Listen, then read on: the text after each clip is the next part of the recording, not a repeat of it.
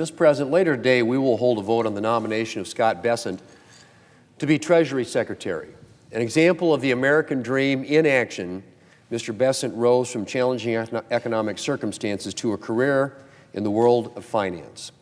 And he brings a wealth of private sector experience in the economy and markets to his new role, as well as a concern for the needs of working Americans. Mr. President, during President Trump's first administration, we passed major tax relief legislation.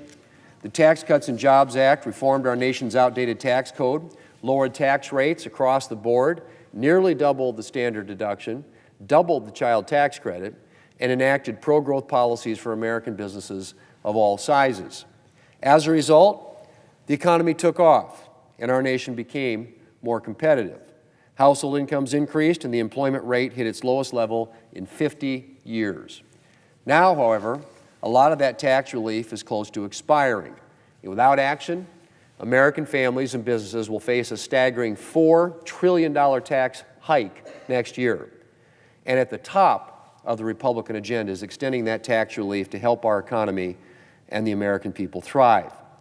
I deeply appreciate the fact that Mr. Bessent shares that commitment, and I'm looking forward to working with him on extending the Tax Cuts and Jobs Act.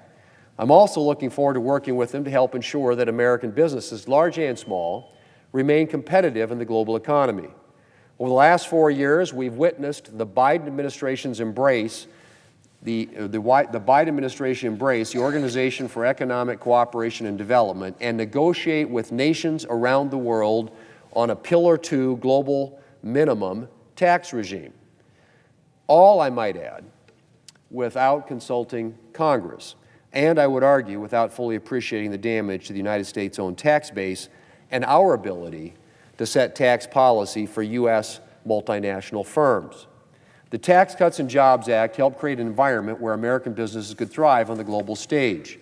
And I'm committed to working with Mr. Bessent and the Trump administration to continue to protect American businesses and ensure that we do not enter into agreements that put U.S. businesses at a disadvantage next to their foreign counterparts.